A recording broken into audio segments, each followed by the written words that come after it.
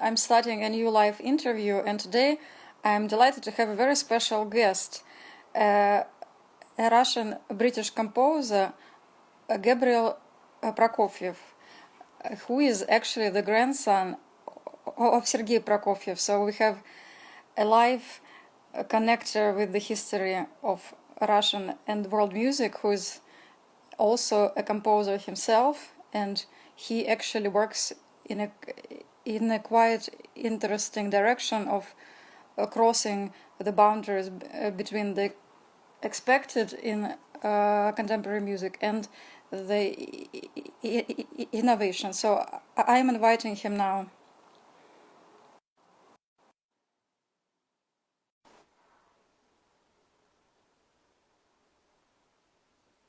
Gabriel? Hello. Good evening. Добрый evening. вечер. Thank you so much for joining us from Hackney, as I presume. Yes, my pleasure. Really nice to see you. It looks like you have beautiful sunset in St. Petersburg. Well, that's not sunset. That's my lamp, unfortunately. Oh. But yeah, I would have liked to have sunsets. But I'm also in self isolation as everybody else. Yes. Yeah. And thank you for joining us. And I guess we have so many topics to discuss, which are connected to your career and also to the launch of your album tomorrow. So my first question would be maybe quite obvious one, because the decision you had to make about becoming a composer wasn't the easiest one probably for you. So what were your considerations when choosing this career? Well, I mean, I think with creative careers, you don't really choose it. It kind of chooses you, because if you're going to take that risk to go into the arts, whether it's music or theater or visual arts, you have to really be passionate about it, because it's a very challenging world to enter. And if you have the wrong reasons, you're going to be disappointed. You have to be in love with the arts or the music. And so for me, I felt an incredible connection with music really from, I suppose, from about 10 or 11, I started writing songs, and that really was a magical feeling. But actually, I thought I was maybe going to do theater. I also loved acting. So it was kind of like a choice between acting and music. And I just realized my passion for music, and particularly creating, was so strong. It was what I wanted to do. But to actually announce to myself and to other people I was a composer, that was, yeah, you're right, that was a challenge. And when I went to university, I was apprehensive about just studying music. So I chose philosophy and music. And I think in my heart, I probably wanted to just do music, but I was intimidated, by that's the core of your question is, I have a famous name and a very successful ancestor. And that intimidated me. I was self-conscious of myself as Gabriel Prokofiev being a composer. I think I had my own expectations of what I should be. And then I was aware of what other people's expectations might be. And so it was a big step for me to say, yes, I'm a composer. And but and as I was studying music at university, and I focused on electronic music, which was very different to my grandfather's music, I gained confidence as a composer. Then when I did a master's, I won a prize, an anonymous prize. So that also gave me confidence in my skills in my own right. But it was a challenge. And I think anybody who has a successful ancestor, they have this dilemma about following in their career or not. But ultimately, I think, with arts, you have to follow your heart, there wasn't a choice for me in the end. You went to the universities like York and Birmingham. That I didn't know even that they offer courses in music. And on top of that, you had this element of electroacoustics. So how widespread is this program in how many places in Britain you can actually study this? Okay, yeah. So electroacoustic composition, it's this classical approach to electronic music. A lot of the time we were creating kind of almost like sonic poems, recording sounds from the natural world, from objects, and then using computers and various electronics to manipulate them into these sound poems or sound symphonies. And Birmingham, the reason I went there, was one of the top universities for electroacoustic composition. And the head of electroacoustics, John T. Harrison, is a really great composer. I recommend people to look for the work of John T. Harrison. He's made some beautiful music, incredible detail and artistry. And then York actually is where he had studied before, and that was considered to be one of the really kind of seminal places for electroacoustic study. And it's interesting, I mean, I often, in retrospect, I regret I didn't go to a conservatoire, because you have a much more intensive education there. And I think I would have learned a lot more about orchestration and more technical skills. But at the same time, it's true that the music conservatoires had almost no electroacoustic departments back when I was studying, like in the late 90s.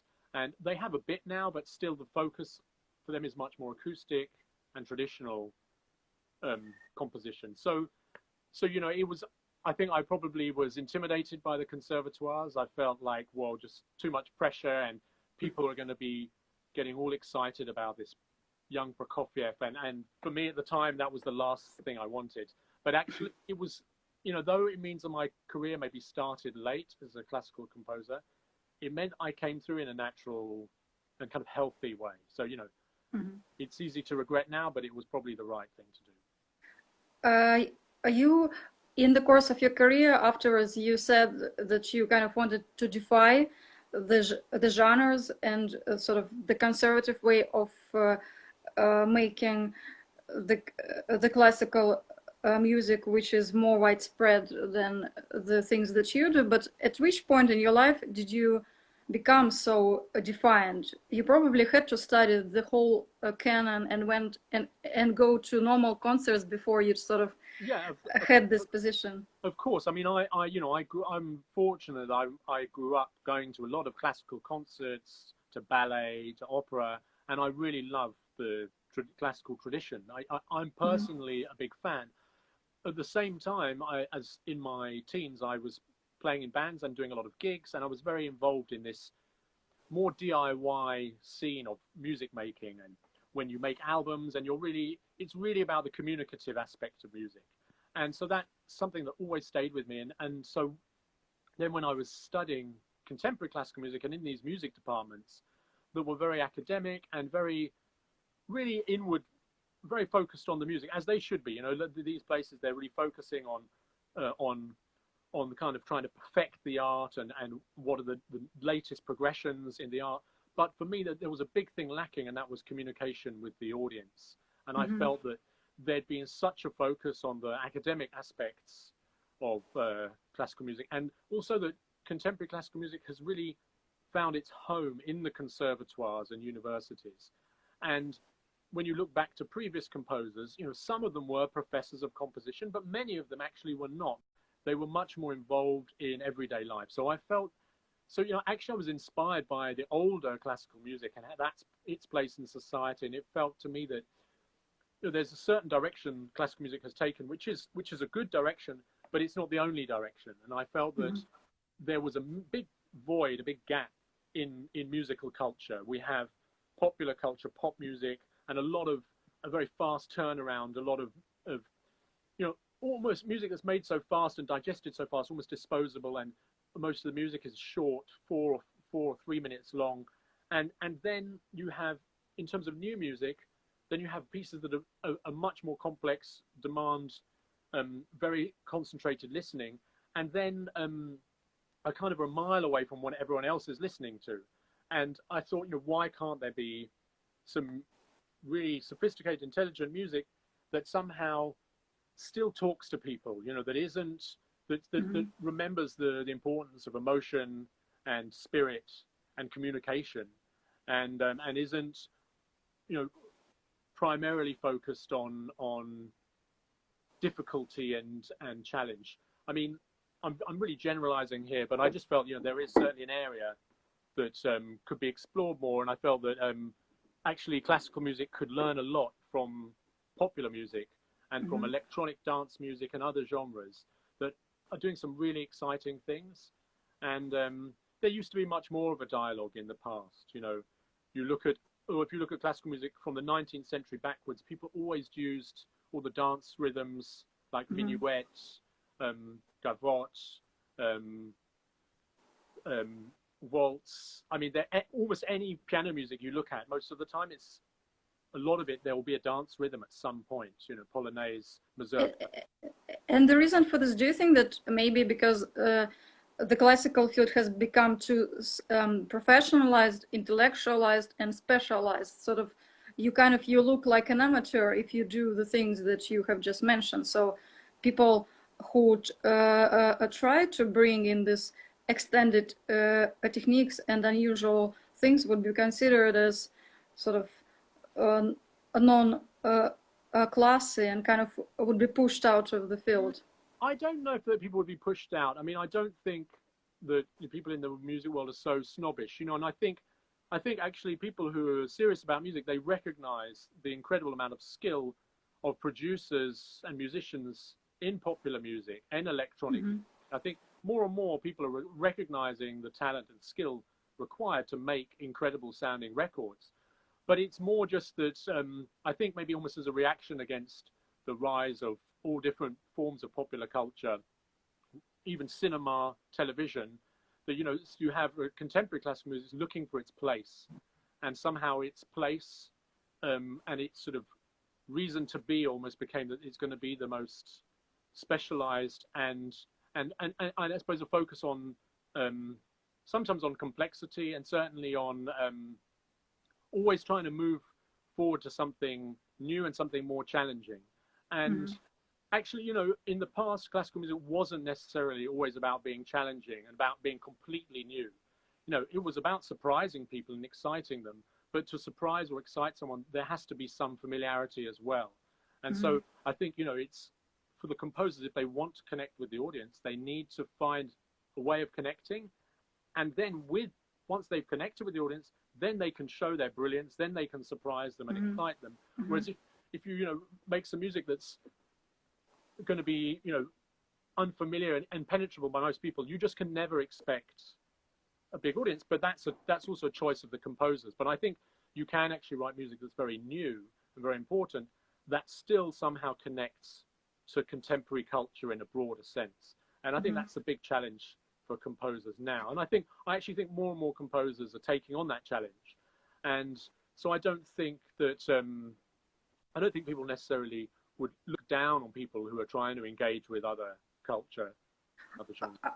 I like this idea that you brought up, that you have to be warmed up, because you mentioned this in your a classical project, that you actually took this idea from DJs, so they are warming the audiences up and then experimenting in the main part of the program, and that's what you try to do as well. And before going to this, I wanted to ask, you had to research this field as well. You were a DJ yourself, and you went to all these clubs.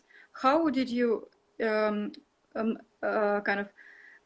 make yourself familiar with this scene? Did you go to London every night to new club and so on? Well, I mean, so in 2004, I started these informal classical nights, these kind of classical club nights, and it became an organization called Non-Classical that's still very active.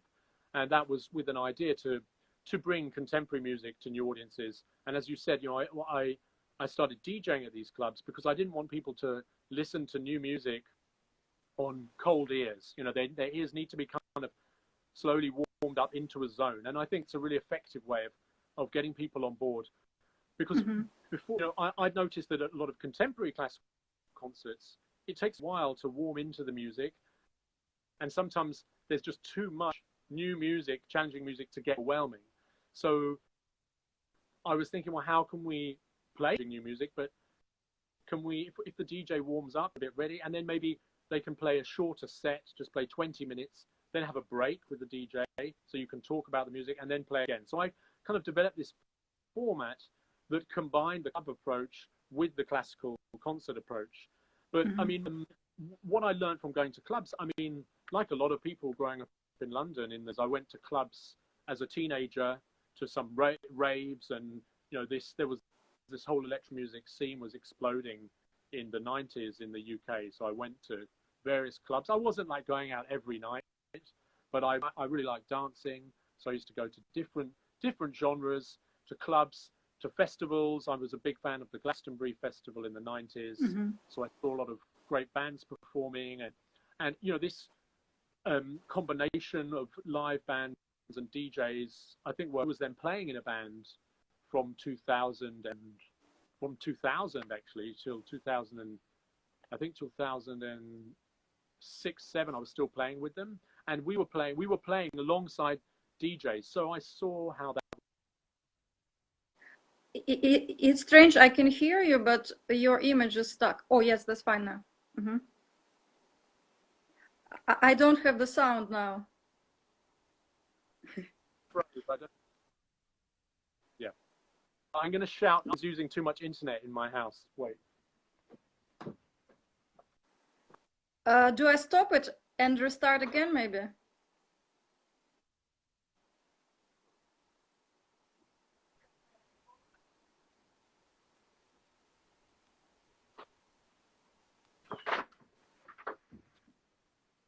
Hello. Oh dear. Guys, I don't know if you can hear me. I can see your piano. I can see your piano. Now. Yeah. They're on doing work and some games on Wi-Fi, so I ran out of bandwidth. Okay. So. Well, it's sort of delayed. I can hear you, but with a delay. But it's okay. It's more or less okay. Yeah. Okay. And I was thinking also, it's a question of this book. For example, Bourdieu, the French sociologist, has this book, Distinction, where he actually sort of deterministically defines the kind of music that you listen. He connects it with the class that you are belonging.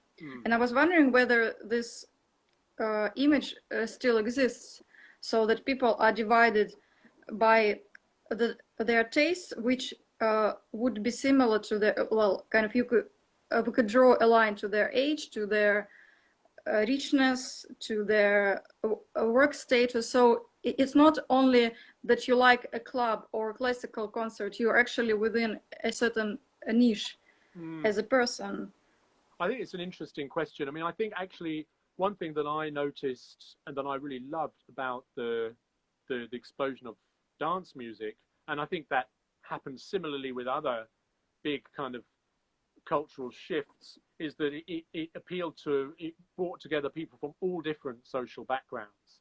And I think in a nightclub you can find people from all different backgrounds and they dance together, and it's a real melting pot, and I find that's a very positive experience, and that's something I was trying to recreate with the non-classical events. And I think to some extent we've had some success with that, and we have people from all different backgrounds coming there, and they feel relaxed. So I think certainly with some of the classical concert halls, they do perhaps seem prohibitive to some people of some groups of society, and you can't say that they represent a complete mix of society. And that's something that people are very aware of in this country, in England. People are really trying to change that, but there are problems. There's no education about classical music at school, and so instantly it's only the people whose parents listen to classical music and take them to classical concerts who know about it, and they're more likely to be from a certain social group, more likely to be middle class, etc.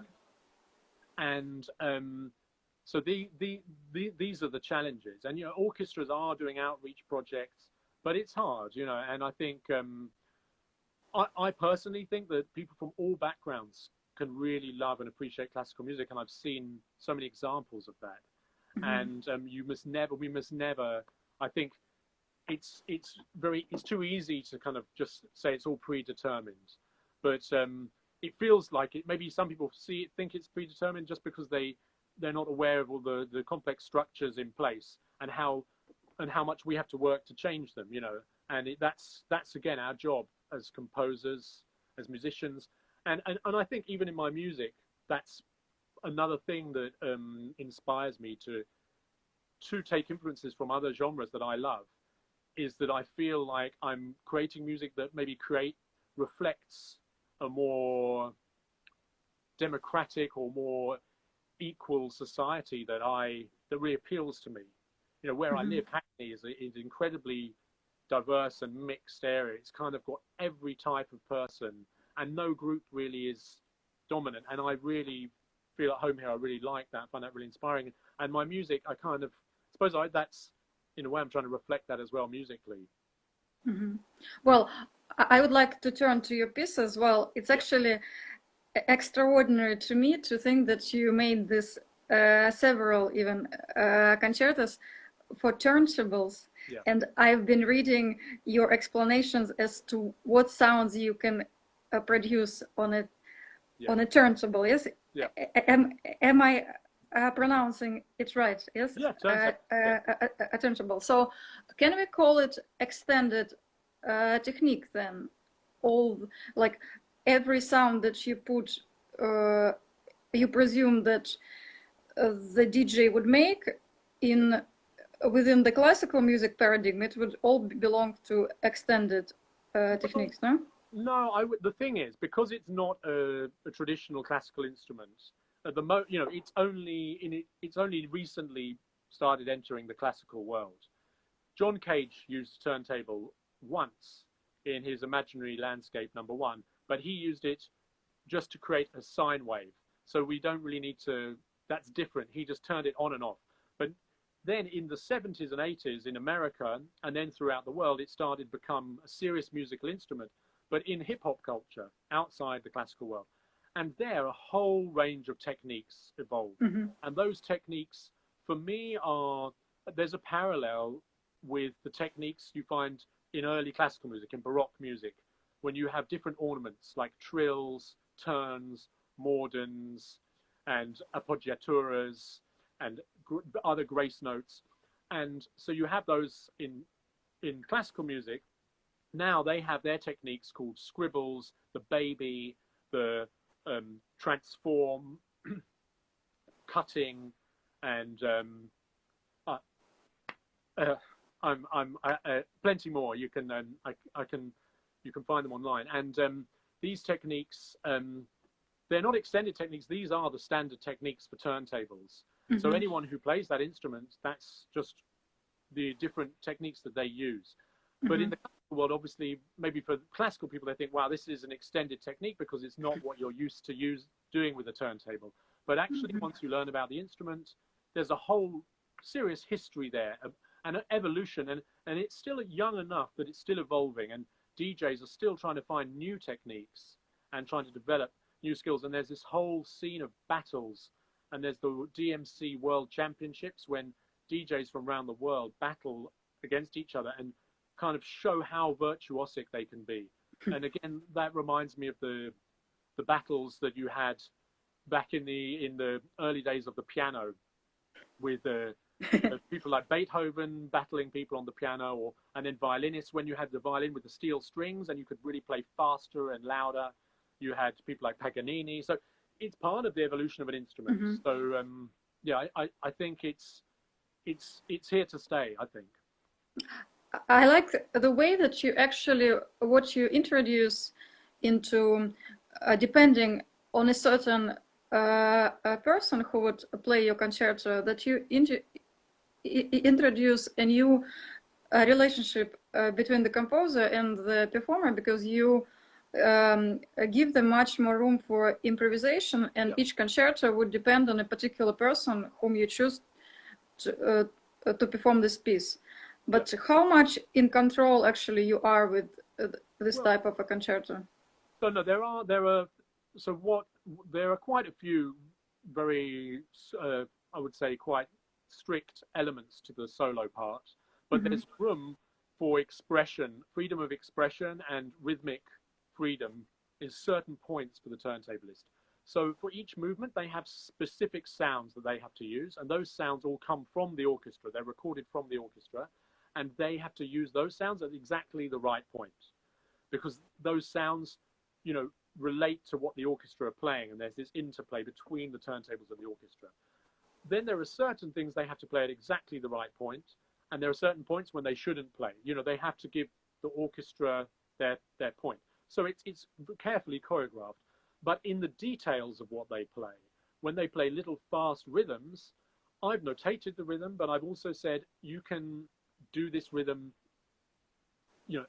ad lib, in a way that's comfortable for you. Because turntablists, they don't train in the same way as classical musicians. They're not training to read music, and the whole culture is built on playing by ear and self learning and practicing in your bedroom or your studio by yourself for hours, but never reading a score. So, that's going to kind of kill the whole essence of the instrument if I gave them a very strict score, in my view, unless it was someone who'd really trained that.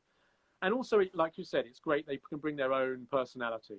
And so in many respects, I think it reminds me of the Baroque era concertos, when there was a lot of room for improvisation, and often it was just, you just have the ground bass and the main melody, and all the ornaments and decoration wasn't notated at all. And really the soloist could add more and more depending on how they felt. And it's really the same for this concerto. And then they have a cadenza when really they're free to do whatever they like. And obviously now there are recordings. A lot of the turntablists, they listen to the recording and they use that as the starting point. And I'm happy with that, because I've spent a lot of time with Mr. Switch, the current soloist, developing, discussing the solos, and he's brought some great ideas. I've had some ideas, and so there's a sort of structure there. But there was a guy in Copenhagen, DJ Noise, and he performed it in Copenhagen 10 years ago or something, 8 years ago, and he did an amazing cadenza that was completely different to the one that's now been released. He did these backwards, really slowed down, crescendoed sounds. It was really exciting. So it's interesting that there's a melody section as well in the fourth movement, when they actually play a melody by changing the speed of the turntable. This is completely notated and it's very strict. So then actually they have to learn that. That's quite hard work for them. Yes, but it actually means if they all suddenly died tomorrow, nobody would be able to play this concerto only from the paper, from the score, right? It has to be transmitted by humans to humans. Yeah, for sure. I mean, I suppose you could try and sort of play just from the score, but no. The thing is, the turntables is so tactile, your hand is on the vinyl with the sound there, and as you move your sound, you get little different bits of the sound wave, backwards and forwards. So it's so hard to be precise which bit of the sound. So it's very much down to the ear and the experience of the turntablist to find the right nuance of sound, and that's the fun. I think it's a shame actually that we again a kind of an academic path that emerged. I think actually some people say Stravinsky is one of the people to blame for this. Is saying that the score is king and everything has to be played exactly as it's written in the score. And there are a lot of musicians who just want to play it exactly as it's written. And I've had pieces and people, when I've left some bits, left out some dynamics or phrasing or some elements, and people are like, but how do you want me to play this? And I said, well, just play it how it feels right to you. And musicians are surprised. They want everything to be written down. And it's a shame in a way that we've gone that way. I mean, I think there's a growing interest in more improvisation nowadays. But I think actually even in scored music, we can leave it open for interpretation, because that's part of the joy of music. Can you share your memories of the performance when Vladimir Airovsky was conducting? Oh, yeah. And it was such a big event at the BBC Proms. Could you first maybe do you remember how he rehearsed it with you, and then how it was accepted by the audiences at that time? Yeah, no, that was an incredible experience, and that at first, I had to expand the orchestration actually for full symphony orchestra, because the original version was for a small orchestra, and that's the version that we've just released now on Signum Records with Ural Philharmonic.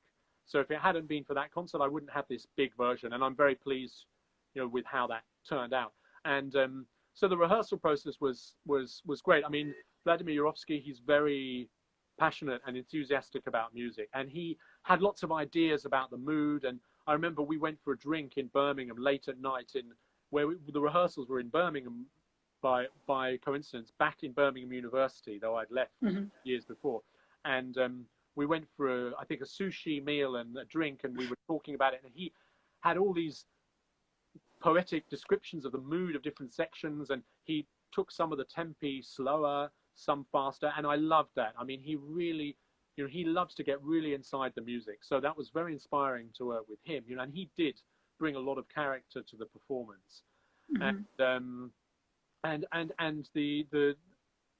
was the National Youth Orchestra of Great Britain who played it, a huge orchestra, and they really got into it. At first, they were a bit confused because they're used to more conventional repertoire. It's a bit strange, but once they got used to the piece, they really started to enjoy it. So that was really fun as well, to see them, just noticing some of the connections with music outside the classical world, and they kind of really found that exciting to be doing that.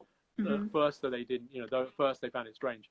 And for the proms itself, I mean, for me it was very nerve-wracking, and at the beginning there was this feeling that maybe the huge roof of the Albert Hall was just going to come crashing down, the whole world's going to sort of fall apart. I mean, it's a very heavy feeling when it's a premiere, and then there, it was full. It's like 4,000 people or something, I think, or 3 to 4,000.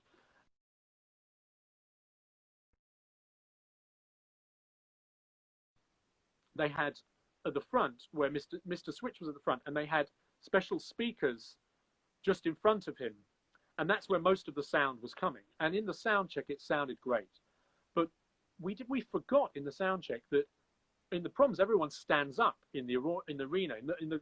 The people at the bottom, they stand up, and when they were standing up, they were actually blocking those speakers, so they were muffling the sound. And fortunately, I'd decided to sit with the sound person so that I could check the level of the turntables. And lo and behold, the concert started, the orchestra played, and I couldn't hear the turntables. He started playing, and it was just silent. I was like, but what's going on? Has the turntables, is it come unplugged? And the sound. Gabriel, I can't see you again. It's like you're all frozen, but I can hear your voice. Okay, sorry. So yeah, he had to turn up everything and bring out more sound from the speakers that were suspended from the ceiling. But there was a moment when I thought it actually was going to go wrong from some technical problem, but it was fine. That was fine. And then there's this moment that happens in a concert when you feel the audience listening, and I could feel the audience not just listening, but getting inside the music and really focusing. And I could feel that. And when I felt that feeling, and I felt people moving forward, like trying to understand, trying to listen to what's happening, and then I suddenly felt an incredible sensation of relief and kind of excitement, because I realized people were enjoying it, and it was working. It wasn't going to be a disaster. That's we always have this insecurity, even though the piece had already some success. And so then it was a really, really enjoyable concert. It's a strange thing. I can hear you, but I can't see you. Okay. Is there any way we could change it? I don't know, because I could try to change to 4G, I suppose. It's basically your face is stuck while I can hear you. Maybe I can move. I'll just move to the next to the Wi-Fi router. Maybe that's telling us. Is it better now? No, I'm thinking maybe. Is it okay with you if I make it a two-part thing, and maybe I finish this and start again? Yeah,